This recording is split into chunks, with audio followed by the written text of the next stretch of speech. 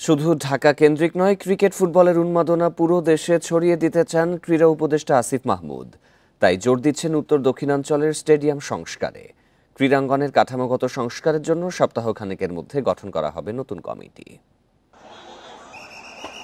ক্রিকেটের উন্মাদনা ছিল আগেই, ফুটবলে এসেছে জোয়ার, তবে তার সিংহভাগই রাজধানী কেন্দ্রিক। এবার সেখানেই পরিবর্তন আনতে চায় যুব ও ক্রীড়া মন্ত্রণালয়।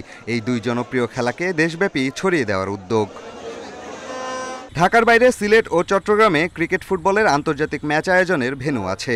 দেশের উত্তর ও দক্ষিণাঞ্চলে ভেন্যু থাকলেও সংস্কার দরকার। সেই জায়গায় জোর দিচ্ছেন ক্রীড়া উপদেষ্টা। যখন আমরা খেলা আয়োজন করার উদ্যোগ নিব তখনই আসলে কি কি প্রবলেম আছে, কি কি সলভ করতে হবে সেটা আমাদের নজরে আসবে এবং সেই অনুযায়ী আমরা দ্রুত কাজ করা অদূর ভবিষ্যতেই আপনারা দেখতে পাবেন যে অঞ্চলগুলোতে আসলে ক্রিকেট এবং ইন্টারন্যাশনাল ক্রিকেট এবং ফুটবল ছিল না, উত্তরবঙ্গে এবং দক্ষিণবঙ্গে বিশেষ করে, সেই অঞ্চলগুলোতে আমরা পৌঁছে দেব। সাম্প্রতিক সময়ে দেশের ক্রীড়াঙ্গনের আলোচিত ব্যক্তি জাতীয় ফুটবল দলের হেড কোচ হাবিয়ের কাবরেরা। তাকে রাখা না রাখার পক্ষে চলছে যুক্তিতর্ক। তবে বাফুফের অভ্যন্তরীণ বিষয়ে কথা বলতে নারাজ আসিফ মাহমুদ। আমি ফুটবলের এক্সপার্ট না এবং ফুটবলের কাঠামোর সরাসরি দায়িত্বে আমি নেই, সুতরাং এই বিষয়ে আমার মন্তব্য করা ঠিক হবে না। এই বিষয়ে সিদ্ধান্তটা বাফুফেকেই নিতে হবে। ক্রীড়াঙ্গন সংস্কারে সার্চ কমিটির পর নতুন কমিটি গঠন করা হচ্ছে।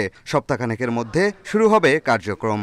কনস্টিটিউশনাল রিফর্ম, কাঠামোগত সংস্কারের যে কথাটা বলেছিলাম সেটার জন্য একটু ভিন্ন ফরম্যাটে একটা সংস্কারের জন্য একটা কমিটি করে দিচ্ছি।